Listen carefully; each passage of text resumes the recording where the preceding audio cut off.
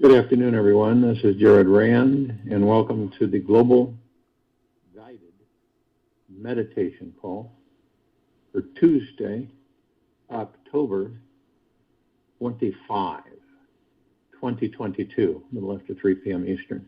We'll be having a time for change call tomorrow night at 9 p.m. Eastern. We live in a world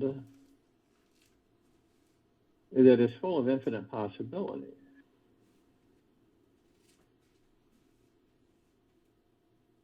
Yet, believe it or not, anything is possible. This universe is literally a matrix of energetic configurations that contain an unlimited number of possible outcomes. The key is you. How you consciously move energy into form. When it is unconscious and spewing out fear, anger, stress, all of these things, confusion, frustration, you are moving energy into form, creating it into a reality that you will continually experience sent by the universe.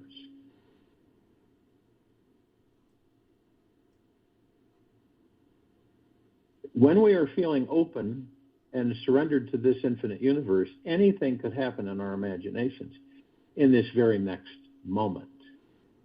When it comes down to it, we actually have no idea of what is actually possible with our lives. Yet, we don't see our unlimited potential because our minds have been deeply conditioned to believe in others' limitations. Our minds have been trained to believe that it can only achieve a very limited realm of what we are capable of manifesting based on our past experiences and understandings that we've accepted as the truth, which in actuality, it is the lie. There was a scientific study done, and it's worth repeating. We know that you can be conditioned and programmed, and across the board. Any animal can be conditioned and programmed. So if you take babies from birth and you condition them and program them, and you tell them as they grow that they cannot do this and they cannot do this and this is not possible and that's not possible, this is not possible, this, they will never go beyond that barrier their entire lives. It's like the fleas in the glass jar, the baby fleas, and you keep the lid on it. Their whole growth cycle until they're adults, you take the lid off, they're only going to jump as high as 4 inches when they normally jump 8 inches in that jar. They'll never go any further. And we've all been raised with many glass ceilings. We've all been fed all sorts of ideas that give us a very small, limited experience of our true power and ability to impact this world. These ideas have become our limiting beliefs on what we think we can and cannot do with our lives. This is our growth point and where we will need to break through our glass ceiling and step out of our comfort zones.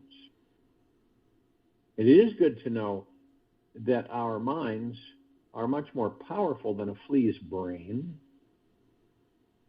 We have the ability to transcend our programmed ideas of what is and is not possible. We can step back from the mind at any moment and realize that we are spiritual beings connected to an infinite source of power, that we're having this very limited human experience of this life. And deep, deep, deep down, we are connected to a source of infinite power and consciousness, which can manifest anything that we desire.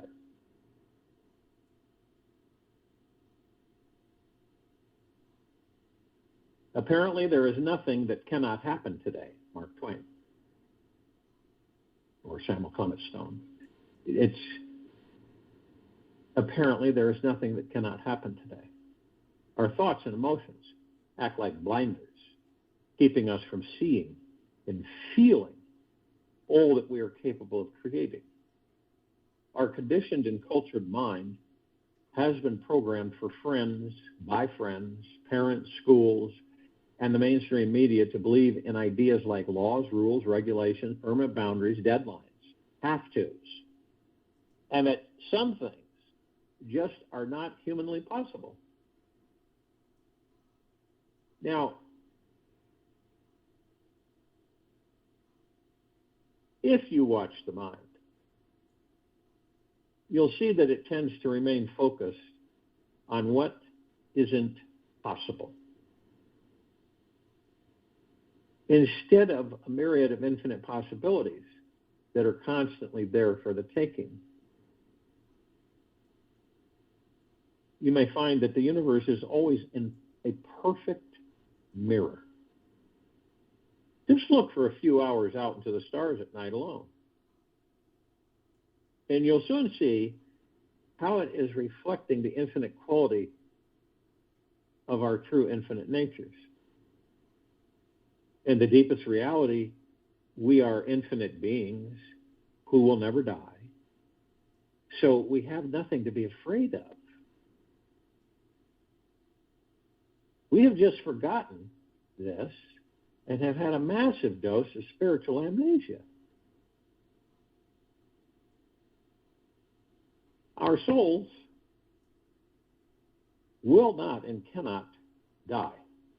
We have an infinite number of experiences and manifestations coming ahead in our futures. There is nothing really, truly to worry about.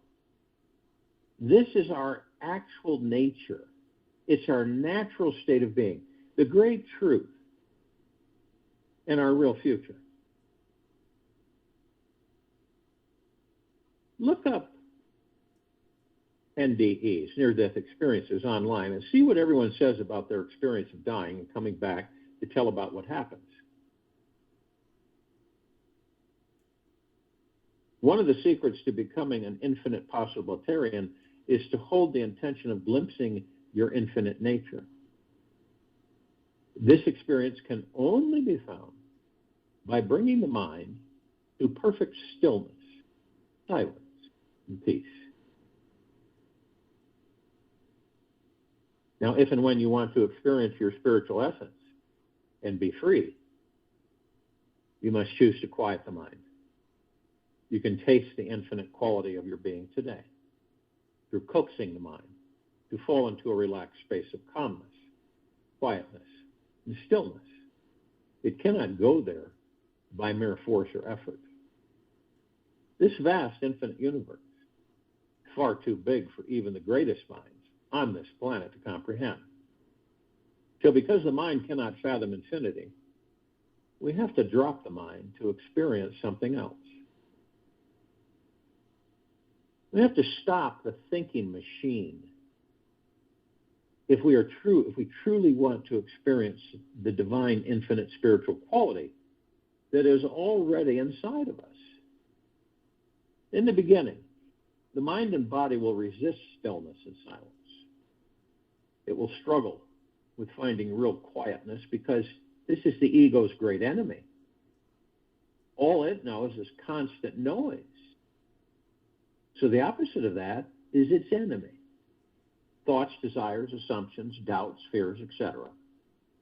Silence is what kills the mind and all of your ego's stories about who and what you are. Even the thought of absolute silence can make the ego quiver.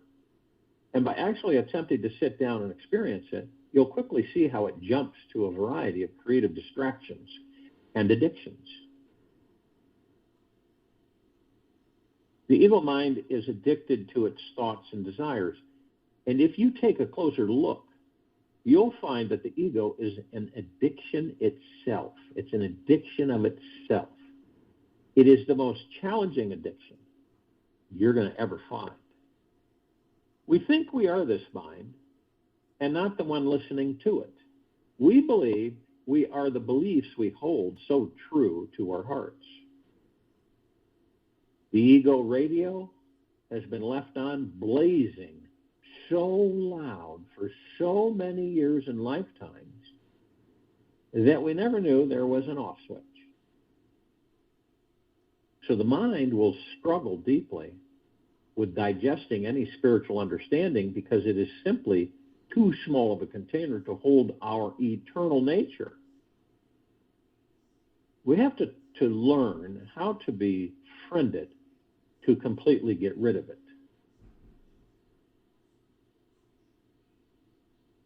We've got to choose to learn how to befriend it to completely get rid of it. The true value of a human being is determined primarily by the measure and the sense in which he has attained liberation from their mind, Albert Einstein.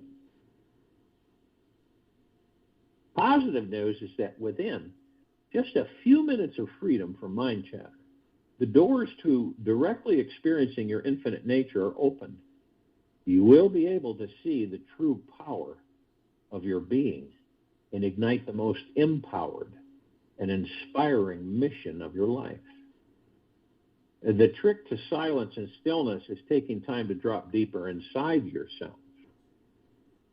Be free from your desires. Let go of all emotional ties to everyone and everything on this planet, and relax your body so deeply that it becomes perfectly still like a statue.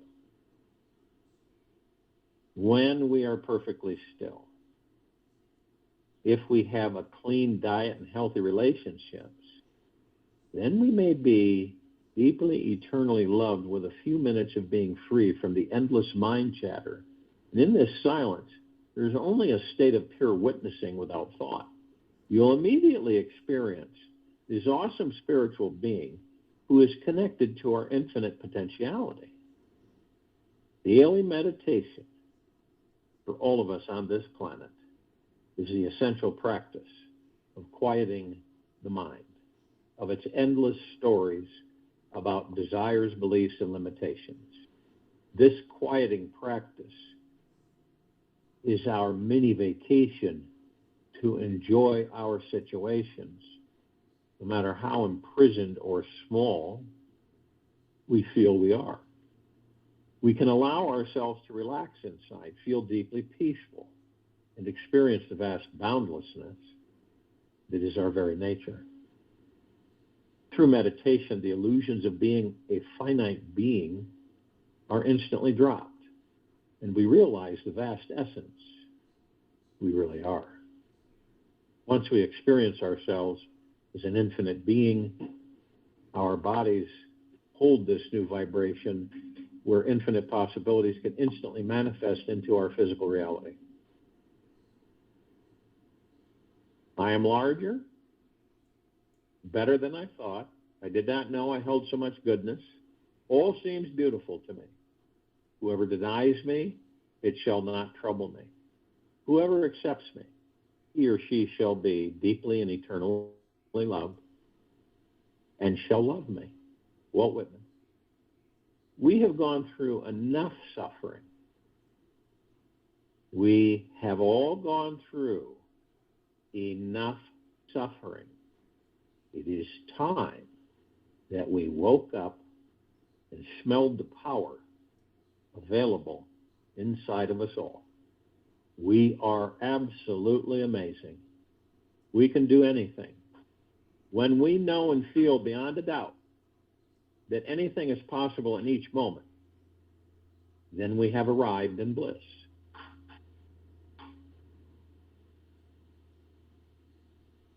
You can wake up every morning and quiet your mind for 30 seconds. 30 seconds, a half of a minute, and grab a taste of infinite possibility. Put on your anything is possible glasses and practice seeing how big the universe really is and how it is brimming with intelligent, conscious energy ready for you to mold into whatever you believe or desire is real. When you encounter others who live in a world filled with fear and perceived limitations, love them, Visualize that one day they become free. Imagine that they will soon find out that their mind's illusions are merely there to awaken them up to a universe of endless opportunities. Anytime we welcome a perceived limitation, we destroy its power over us. Anytime we welcome a perceived limitation, we destroy its power over us. It's only when we push back and fight it that we give it energy. Just like Gandhi, be the silent and take off your mask, hiding you from your truth. Be free to rediscover your spiritual nature. Realize that there is an infinite, intelligent universe all around us right now. This is a benevolent universe. Always has more to offer us than our wildest dream.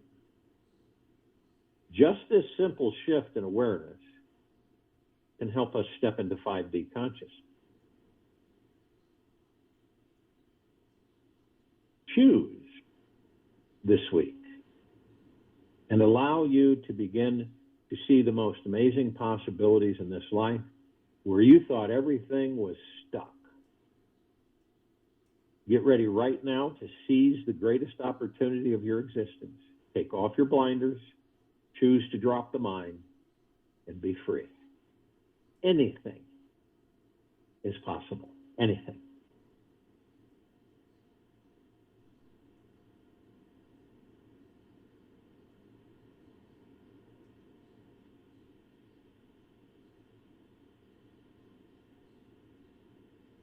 So people make statements and they review things. And one of them is, all my life, I have been intrigued by power and the recognition I can take from it. Now, that seems very confined and petty. Yet I sense also that there is a more authentic type of power, not dependent on other people or their reactions. More within myself.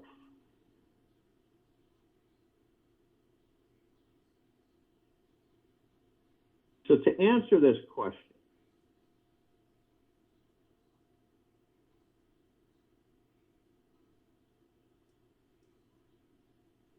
needs deep scrutiny. It can say yes to it. It can also say no to it. Yes, I will not say the greater possibility is for the no, and I will explain the reasons to so many people. This is how the mind goes on playing games with all of us. Someone may say, all my life I have been intrigued by power and the recognition I can take from it. This is a truthful recognition, sincere. Many of the power-oriented people on this planet are not even aware of it. Their will to power remains almost unconscious. Others can see it, but they themselves cannot. This will to power is the greatest sickness man has suffered from. This will to power is the greatest sickness man has suffered from. All of our educational systems, all our religions, all our cultures and societies are in absolute support of this sickness. Everybody wants his child to be the greatest man in the world. Listen to mothers talking about their children as if they have all given birth to Alexander the Great, Ivan the Terrible, Joseph Stalin, Ronald Reagan. 8 billion people are rushing toward power. One has to understand that this tremendous urge to power is arising from an emptiness within us. A man who is not power-oriented is a man fulfilled, centered, at ease, at home, as he is. His very being is immense. It is an immense gratitude to existence. Nothing more is asked for. Whatever has been given to you, you had never asked for. It is a sheer gift out of the abundance of existence. These are the two separate paths. One is will to power. The other is will to dissolve. Now, many people saying, now that seems very confined and petty. Not only confined and petty, but also sick and ugly. The very idea of being powerful over other people means taking their dignity, destroying their individuality, and forcing them to be slaves. Only an ugly mind can do that.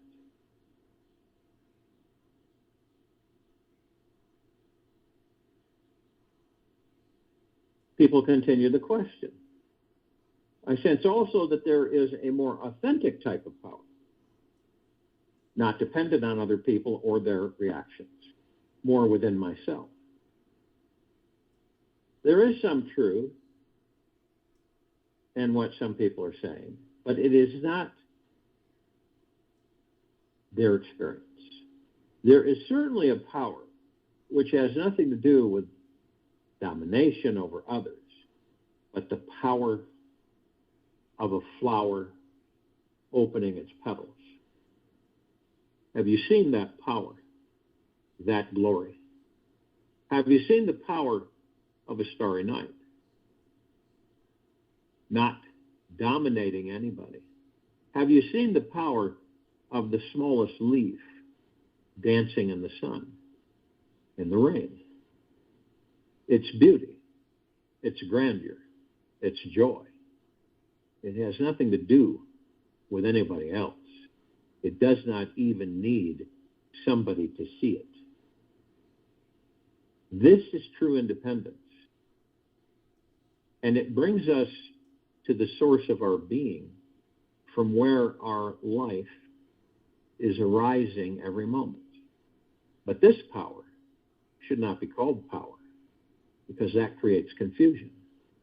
The very word power means over somebody. The very word power means over somebody.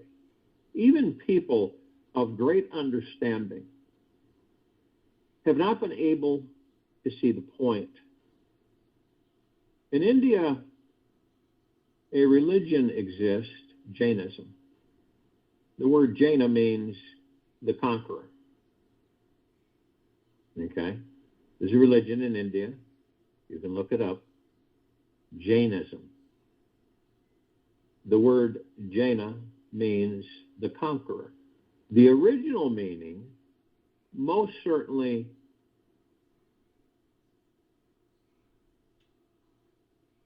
and must certainly have been what many are talking about.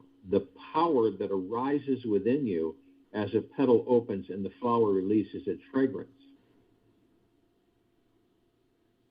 But when you look in deeply into the relation or tradition of Jainism, when they call a man a conqueror, they also say about him that he has conquered himself. Somebody has to be conquered. They changed the Mahavira's name. His name was Vardhamana. Mahavira means the great conqueror, the great, victorious man. But the very idea that Mahavira has conquered himself, if reduced to simple psychological terms, means that he can stand naked in the rain, in the cold, and he can remain hungry in the name of fasting continuously for months. In 12 years of discipline and preparation, he ate for only 1 year. For 11 years, he was hungry, not in one continuity. 1 month would remain hungry. Then one day he would eat. 2 months he would remain hungry. Then for a few days he would eat. But in 12 years, he ate a total of only 1 year. For 11 years, he tortured his body. It needs a deep insight to understand that whether you torture others or torture yourself, there is no difference at all. A deep insight to understand that whether you torture others or you torture yourself, there is no difference at all, except that the other can defend himself. At least there is that possibility. If you start torturing yourself, there is nobody to defend you. You can do anything with your own body. This is simply masochism. It is not, in my understanding, finding the source of your inner being. So I wouldn't care to call it power, because the word is contaminated. I would like to call it peace, love, compassion. You can choose the word. But power has been in the hands of violent people, whether they were violent with others or with themselves does not matter. I think the people who were violent with others were more natural, and the people who were violent with themselves were absolutely psychotic. But the people who have tortured themselves have become this civilization's saints. Their whole contribution to the world is a discipline on how to torture yourself. There are saints who have slept on a bed of thorns. They are still there. In Varanasi, you can find them. It may be good showmanship, but it is ugly and has to be condemned. These people should not be respected. They are criminals because they are committing a crime against a body which cannot even go to the court. So the second part has to be understood very well. Otherwise, your first desire of being intrigued by power will be there again in a different disguise. Now you will start making efforts to find power over yourself, and that's what it seems to be. Many people will say a power not dependent on other people or their reactions, more within myself. Even the reference to other people and their reactions implies that you are not thinking in a very different way. First, you are interested that people should give you recognition. You should be a powerful man or woman, a world conqueror, a Nobel Prize winner of some other kind of stupidity.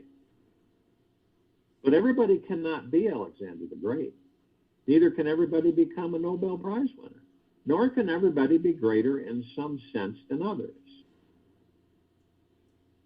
This takes a turn. Finding yourself in a situation where this is not possible, or perhaps there is too much competition, you will be crushed. There are far bigger people, far more dangerous in the competition. It is better to withdraw within yourself and try to find a power that has no reference to other people, that is independent of other people. Even this much connection is enough for me to conclude that now you are going on another trip of the same kind. First, you were trying to dominate others. Now you will try to dominate yourself. That's what people call discipline.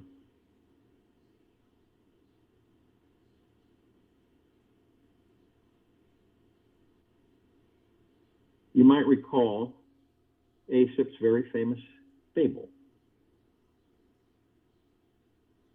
The mango season has come, and a fox is trying to reach the ripe mangoes, but they are too high. The fox's jump is not high enough to get them.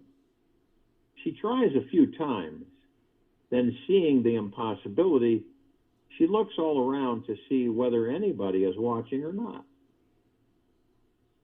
A little rabbit has been watching the whole scene.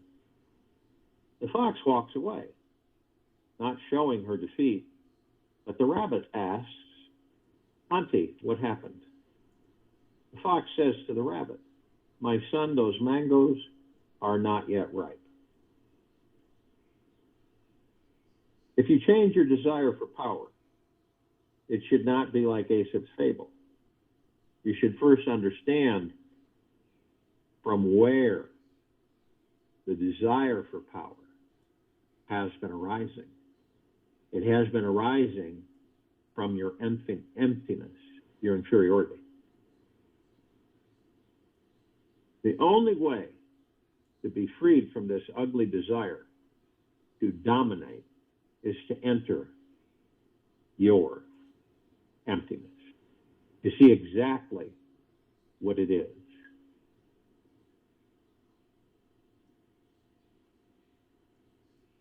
Many of us have been escaping from it through our power trips.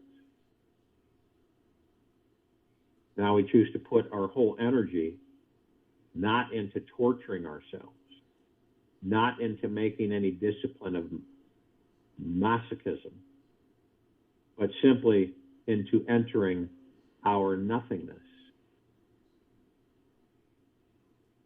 And what is it?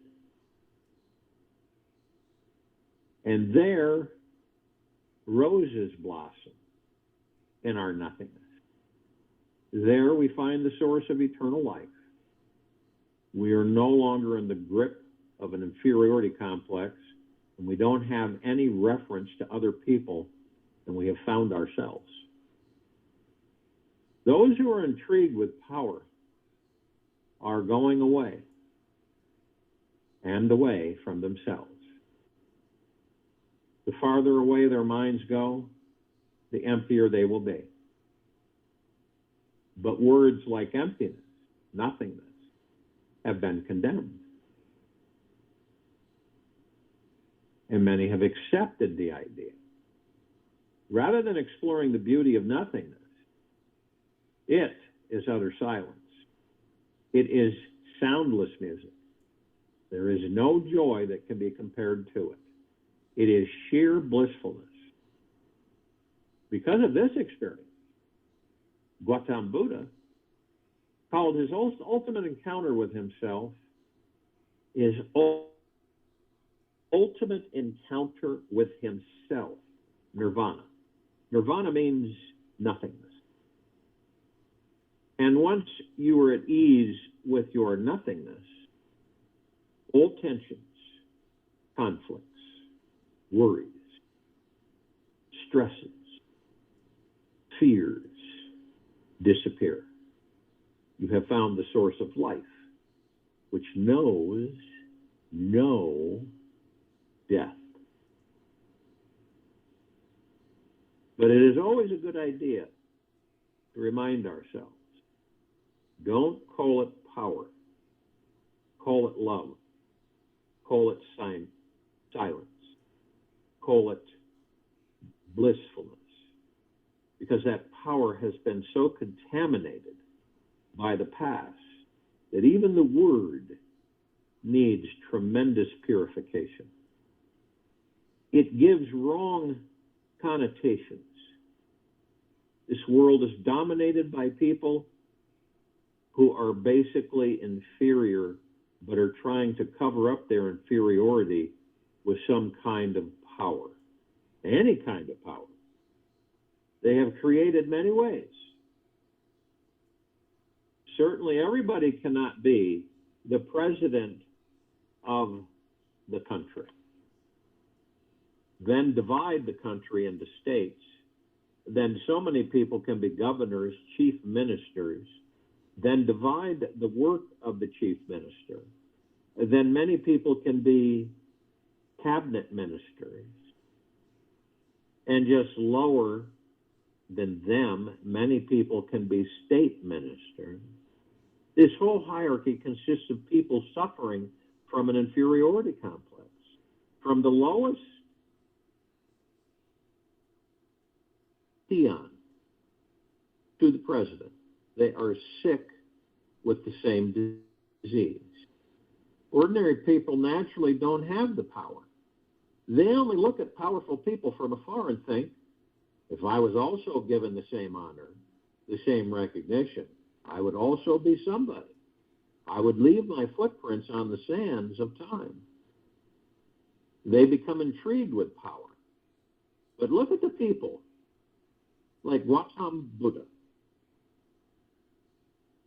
who were born in power and renounced it, seeing that it is an exercise of absolute futility.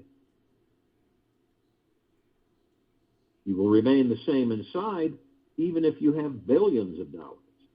It will not make any change within you. Only a change, a transformation within you is going to give you peace. Out of that peace will come your love. Out of this peace will come your dance, your songs, your creativity. But avoid the word power. Right now, you are only thinking about it. Thinking will not help. Thinking is perfectly good if you want to compete in the world for power, for money, for prestige, for responsibility and respectability. But as far as settling in your being, the mind is absolutely useless. Hence, the whole effort here is to help you get out of the mind into meditation, out of thoughts into silence. Get out of the mind into meditation, out of thoughts into silence. Once you have tasted your inner being, all greed, desire for money, power, will simply evaporate. There is no comparison. You have found godliness itself within you. What more can you desire?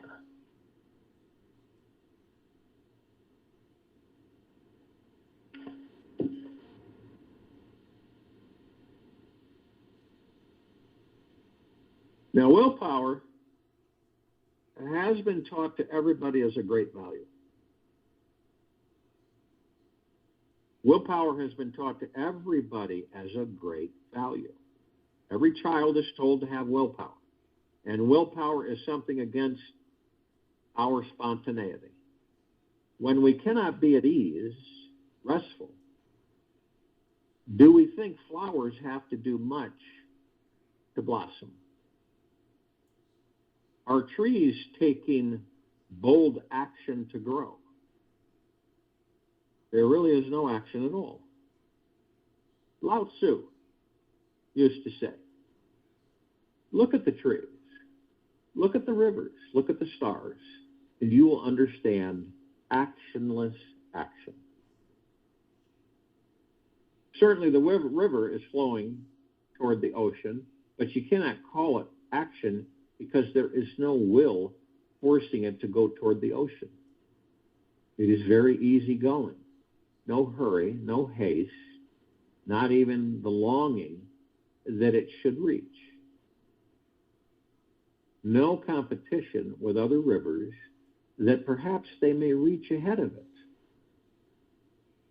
It is simply going, singing, and dancing. It's dance through the mountains, through the valleys, through the plains, not worried whether it reaches the goal or not. Every moment is so beautiful and precious that who cares about the tomorrow? Willpower can be used to create a false personality in any of us. Willpower is another beautiful name for the ugly entity called the ego. One of the great psychologists of this century, Alfred Adler, based his whole psychological analysis on this simple fact that all man's problems arise out of will to power. That all man's problems arise out of will to power. He wants to become somebody special, somebody higher than others, somebody holier than others. It does not matter whether he is in the marketplace or in the monastery. The struggle is to be on the top. The more you fight and the more you succeed, the farther away you are from your own being, because you become more and more tense, more and more worried.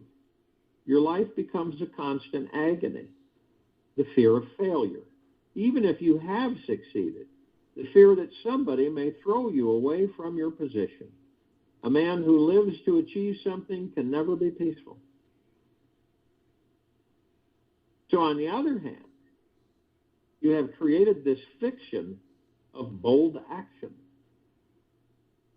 Perhaps you think meditation needs bold action. It needs only relaxation. It needs dropping the very achieving mind, forgetting that there is any future, allowing this moment to be enough unto itself, rejoicing in it, and the next moment will take care of itself.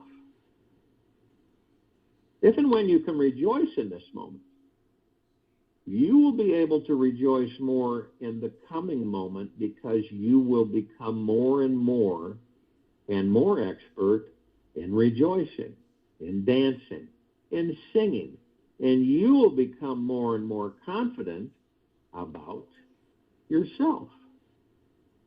That you need not be somebody else.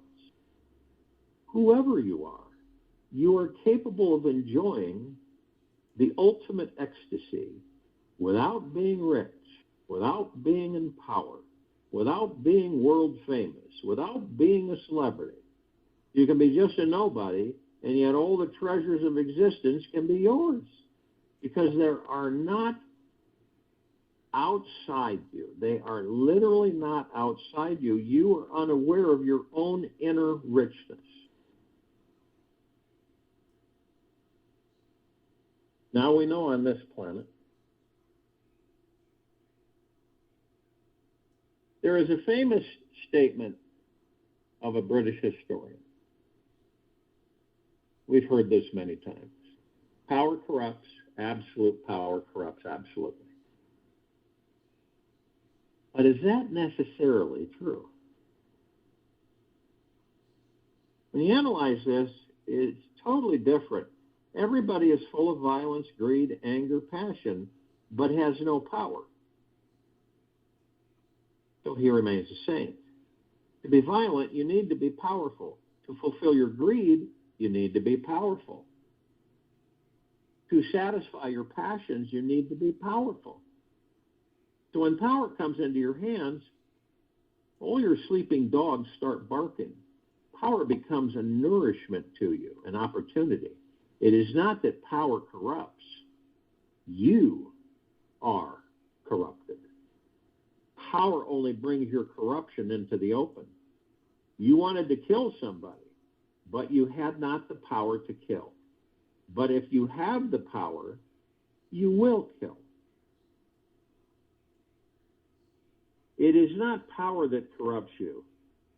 You carry corruption within yourself. Power simply gives you the opportunity to do whatever you want to do.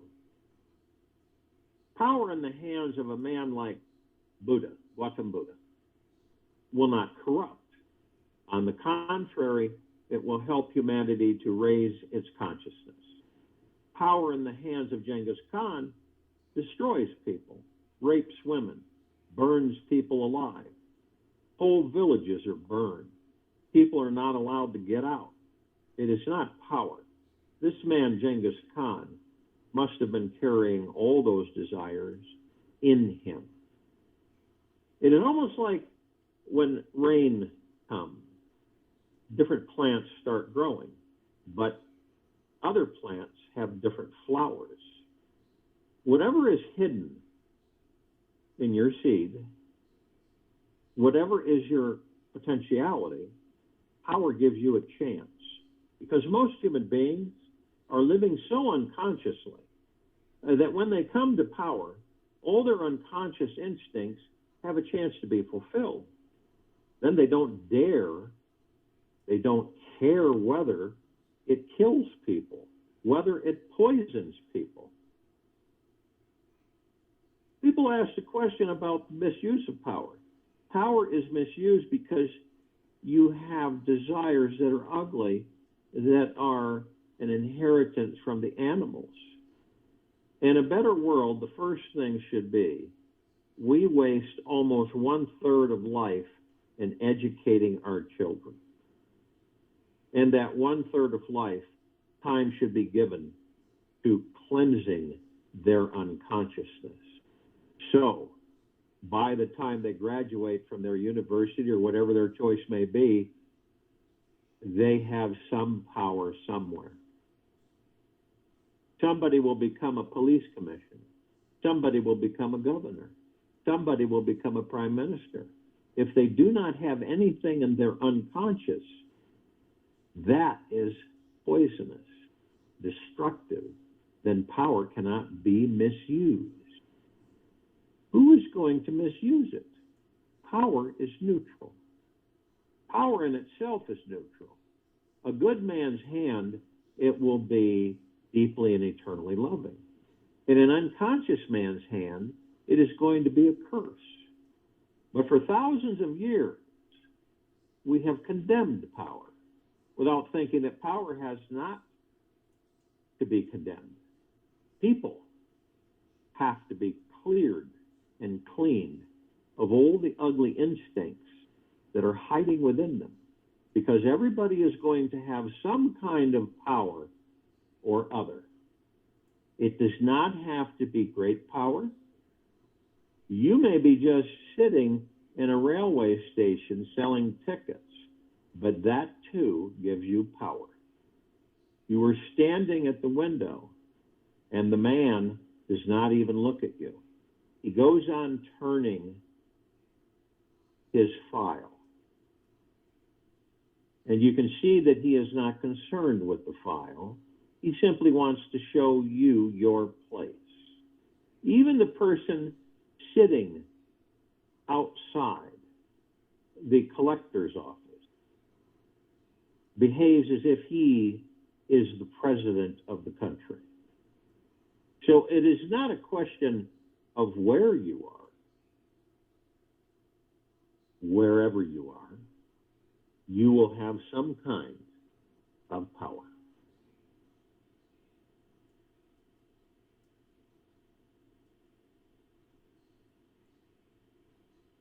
Aurangzeb, one of India's Mohammedan emperors, was so impatient that he could not wait for his father to die or to become old so that he could succeed him.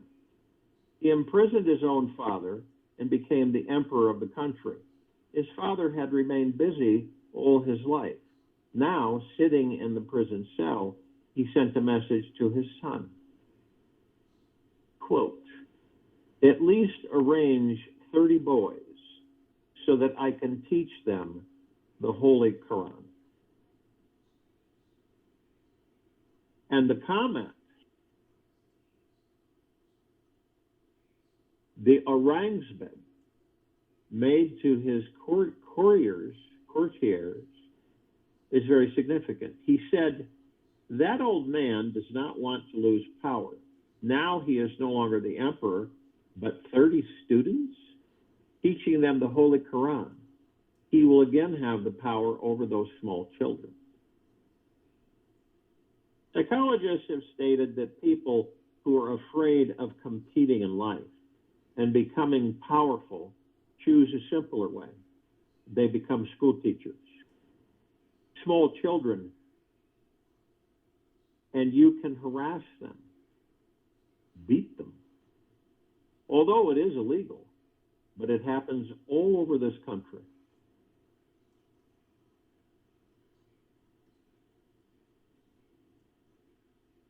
There are cases that are found, but the government goes on hiding those facts. And for the first time, it has been accepted because it has become too much, that teachers have hit the children so hard that they have become deaf for their whole lives. One boy has his own father chained him. One boy, his own father chained him. We hear this all the time. For almost 10 years, he remained chained, tied to a pillar in the house. He has almost become like an animal. He cannot stand up. He can only move on all fours. And because he was forced to live in darkness, he has lost his eyesight. Even parents use power. Teachers use power. Husbands use power. Wives use power. It does not matter where you are. If mankind comes to understand the deep psychological roots and changes man's unconsciousness so that there are no seeds, power can go on raining, but there will be no flowers of corruption. Otherwise, power is going to be misused always. And you cannot take power from people's hands. Somebody must be a mother. Somebody must be a father. Somebody must be a teacher. The only way is to cleanse people's unconscious with meditation. Fill their inner being with light. It is only meditation that gives us a clean heart, which cannot be corrupted. Then power can never be misused. Then power can be deeply and eternally loving. It is going to be creative. Then we are going to do something to make life more lovable, more livable, to make existence a little more beautiful. But that great day has not yet arrived. And to make an effort for that great day to arrive, all the power-addicted people are going to be against you. It has been again and again and again, many times asked, why is the whole world against you? There are all power, it's literally, they are all power-addicted people. And some of us on this planet are doing anything we can to make man a pool of serenity, peace, and silence, and love, and ecstasy. I'll join you in the meditation, and I'll return to close us out.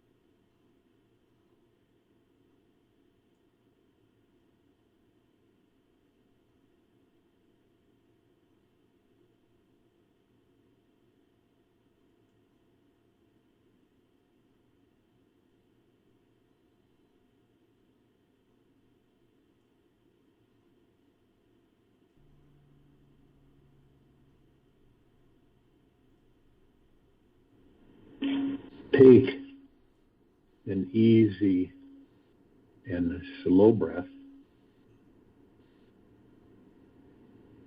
in through the nose, and an easy and slow breath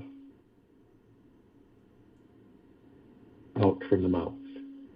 Remain still. Your real power in life doesn't come from money, prestige, material luxuries, or physical strength. These things can all be taken away from you. True power comes from that which is permanent. It is found by discovering that one thing that cannot change or be destroyed. Your assignment for today is to focus on that one thing which does not change or die in life. It is not far away. In fact, it is closer to you than your next thought. By accessing your real power, you are no longer a victim to issues from your past or trying to manage who you will be in the future. To find your real source of power, look inward to where the source of your consciousness is coming from. This subtle energetic fountain of bliss is who you are. Take this precious day today and explore who and what you truly are. And pay close attention to this infinite stream of consciousness and surrender to the flow of its permanent and unchanging awareness all day long. Take this with you for the rest of the day, into the evening and night, the following morning. We will return here Wednesday, October 26, 2022, 3 p.m. Eastern to continue our global guided meditation call, and 9 p.m. Eastern to continue our Time for Change call. Be good to yourself.